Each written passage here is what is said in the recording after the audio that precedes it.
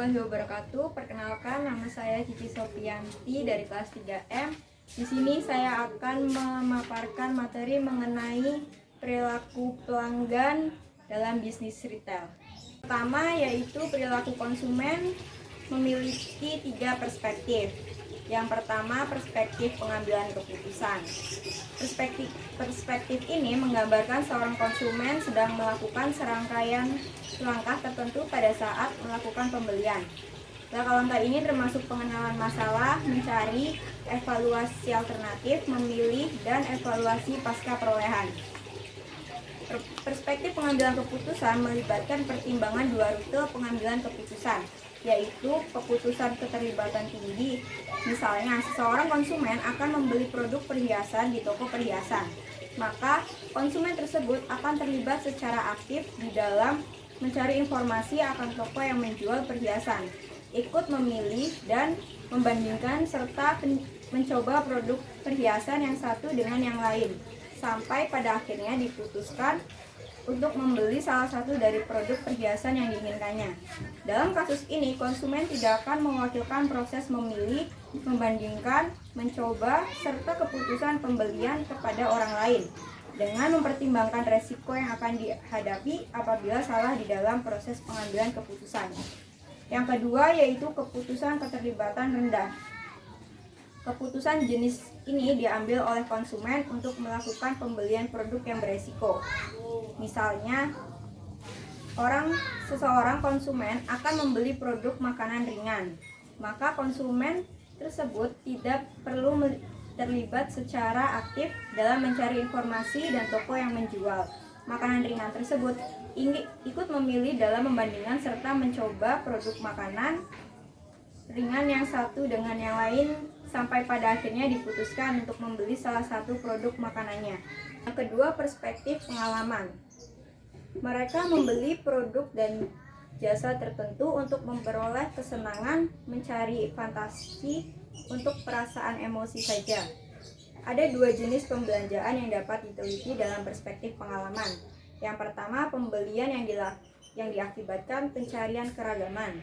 Pembelian ini mengacu pada kecenderungan konsumen untuk secara spontan membeli dengan produk baru, meskipun mereka terus mengungkapkan kepuasan mereka dengan merek yang lama. Yang kedua, pembelian yang dilakukan berdasarkan kata hati atau impulsif.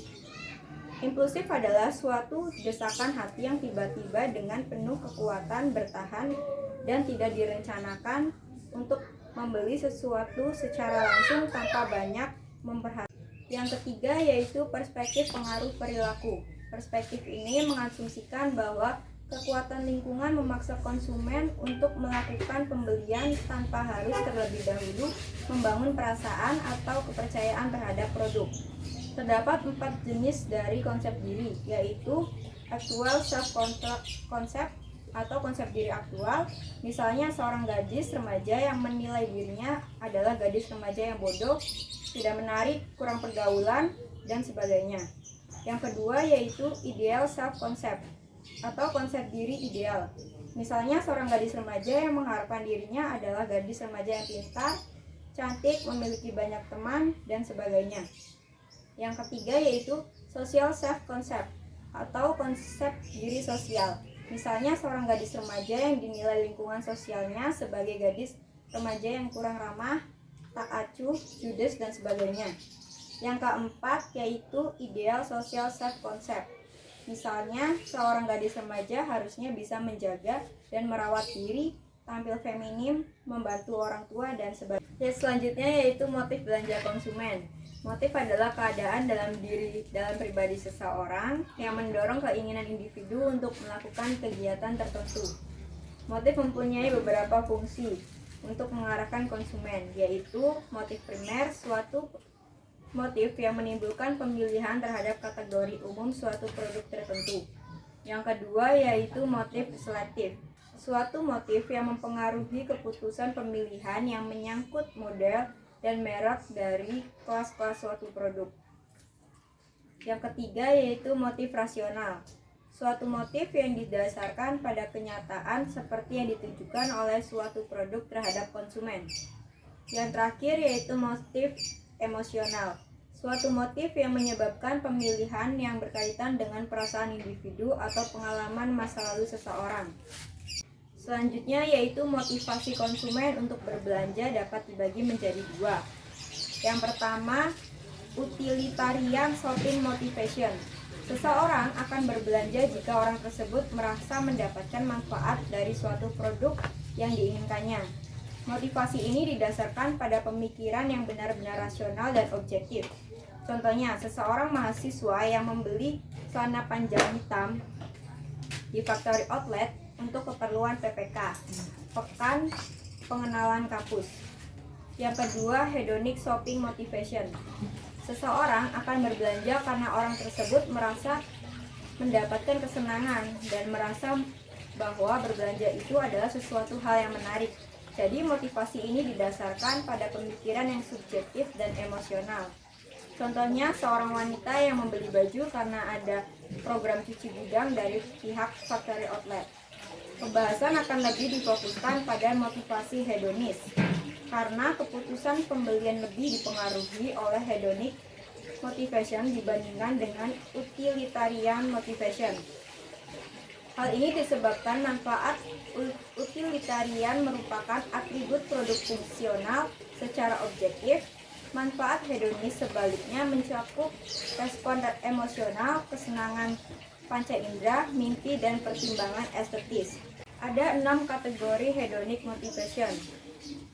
Kategori yang pertama adalah adventure shopping, di mana sebagian besar konsumen berbelanja karena adanya sesuatu yang dapat membangkitkan gairah belanjanya.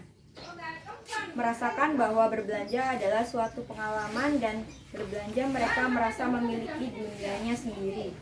Yang kedua yaitu social shopping, di mana sebagian besar konsumen beranggapan bahwa kenikmatan dan berbelanja akan tercipta ketika mereka menghabiskan waktu bersama-sama dengan keluarga atau teman. Kategori yang ketiga adalah gratification shopping, di mana berbelanja merupakan salah satu alternatif untuk mengatasi stres, mengatasi suasana hati yang buruk, dan berbelanja sebagai sesuatu yang spesial untuk dicoba serta sebagai sarana untuk melupakan problema yang sedang dihadapi. Kategori yang keempat adalah idea shopping, di mana konsumen berbelanja untuk mengikuti tren, model-model fashion yang baru, dan untuk melihat produk serta inovasi yang baru. Biasanya konsumen berbelanja karena melihat sesuatu yang baru dari iklan-iklan yang ditawarkan di media massa. Kategori yang kelima adalah role shopping, di mana banyak konsumen lebih suka berbelanja untuk orang lain daripada untuk dirinya sendiri, seperti memberi hadiah pada orang lain. Kategori yang keenam adalah value shopping, di mana konsumen menganggap bahwa berbelanja merupakan suatu permainan, yaitu pada saat tawar-menawar harga atau pada saat konsumen mencari tempat perbelanjaan yang menawarkan diskon, obrolan, ataupun tempat perbelanjaan dengan harga yang murahnya, yaitu proses pengambilan keputusan belanja pelanggan. Terdiri dari jenis kebutuhan. Kebutuhan yang memotivasi pelanggan untuk pergi berbelanja dan membeli barang dagangan dapat digolongkan sebagai satu kebutuhan fungsional. Misalnya, konsumen membeli sebuah produk smartphone untuk mendapatkan manfaat dan berkomunikasi dengan orang lain, serta untuk memfasilitasi pekerjaan melalui fitur-fitur yang ada pada produk smartphone tersebut. Yang kedua, kebutuhan psikologis. Misalnya, konsumen akan membeli produk smartphone untuk mendapatkan pengakuan diri dari lingkungan sosialnya bahwa konsumen tersebut merupakan individu yang gaul, paham teknologi, dan memiliki kemampuan finansial yang baik. Selanjutnya, pencarian informasi. Setelah pelanggan mengidentifikasi suatu kebutuhan, maka mungkin mencari informasi tentang retail atau produk untuk membantu mencukupi kebutuhan mereka. Selanjutnya, evaluasi atas alternatif. Setelah mempertimbangkan sebagai faktor sebagai hasil dari proses pencarian informasi, pelanggan berada pada tahapan evaluasi atas alternatif yang telah ditetapkan oleh pelanggan. Evaluasi tersebut terkait dengan alternatif pilihan toko maupun pilihan terhadap produk dan merek. Selanjutnya yaitu evaluasi setelah belanja. Proses belanja tidak berakhir pada pelanggan membeli suatu produk. Setelah melakukan belanja, pelanggan menggunakan produk itu dan kemudian mengevaluasi pengalaman ini untuk menentukan apakah produk tersebut memuaskan atau tidak memuaskan. Kepuasan adalah suatu evaluasi pasca konsumsi tentang seberapa baik suatu toko atau produk memenuhi atau melebihi harapan pelanggan. Pebisnis retail dapat mengurangi atau mengantisipasi ketidakpastian yang mungkin timbul setelah berbelanja, yaitu melalui memberikan garansi produk, membantu instalasi produk, menghubungi konsumen, dan membangun harapan yang realistis. Selanjutnya yaitu perilaku pembelian kompulsif. Pembelian kompulsif yaitu respon terhadap dorongan yang tidak terkendali atau keinginan untuk memperoleh, menggunakan, atau mengalami suatu perasaan atau kegiatan yang menuntut individu berulang kali membeli benda secara berlebihan yang tidak mereka perlukan. Fokusnya kepada kelakuan abadi yang berfokus pada proses membeli, bukan pada pembelian itu sendiri. Faktor-faktornya yaitu rangsangan, pengalaman sosial, mengetahui tren yang baru, status dan kekuasaan, serta balas jasa kepada diri sendiri.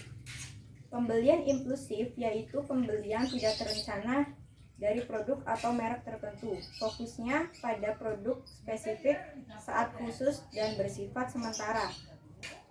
Tipe pembelian impulsif yaitu impulsif murni, pengingat, saran, dan terencana. Selanjutnya yaitu perilaku belanja konsumen Indonesia. Terdapat 2 poin, yaitu pengeluaran konsumen Indonesia per sektor produk di industri retail modern.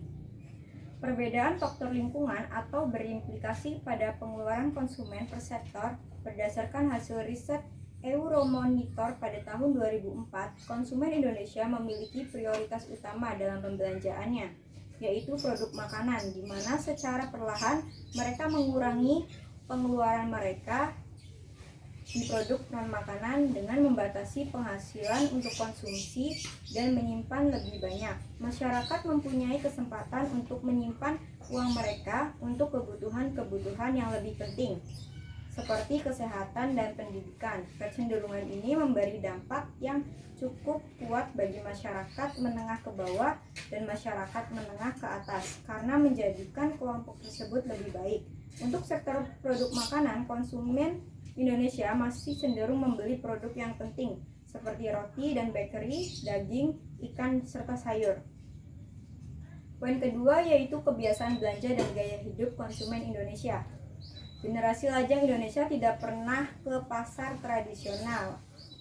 Ketika masih lajang, cenderung membeli perawatan diri seperti hand body, sabun, parfum, sampo, aksesoris, pembalut, dan sejenisnya. Tapi pada pasar tradisional, para konsumen jarang berkunjung ke pasar tradisional ketika masih lajang. Yang sebelum menikah, biasanya ke supermarket itu membeli susu, beras, minyak goreng, telur, gula, deterjen, sabun, dan sejenisnya, serta pakaian juga. Tetapi pasar tradisional ini mereka sering berkunjungi untuk makanan segar untuk dimasak setiap hari, seperti sayuran, ikan, daging, bawang, tomat, makanan kaleng, dan lain-lain. Para ibu rumah tangga yang masih konvensional membeli makanan segar di pasar tradisional setiap hari. Pada ibu berusia lanjut tidak menyimpan makanan segar atau 2-3 hari pada ibu muda menyimpan makanannya. Selanjutnya yaitu segmentasi pasar. Kriteria untuk mengevaluasi segmen pasar. Yang pertama, kemampuan bertindak, kemampuan identifikasi. Ketiga, aksesibilitas atau kemudahan akses. Yang keempat, ukuran. Pendekatan untuk segmentasi pasar. Yang pertama, segmentasi geografis. Mengelompokkan pelanggan di mana mereka tinggal. Suatu pasar retail dapat disegmentasi menurut area dalam suatu negara, kota, dan lingkungan. Yang kedua, segmen demografis. Segmen yang demografis menggolongkan pelanggan atas dasar karakteristik objektif yang mudah diukur seperti umur, jenis kelamin, pendapatan, dan pendidikan.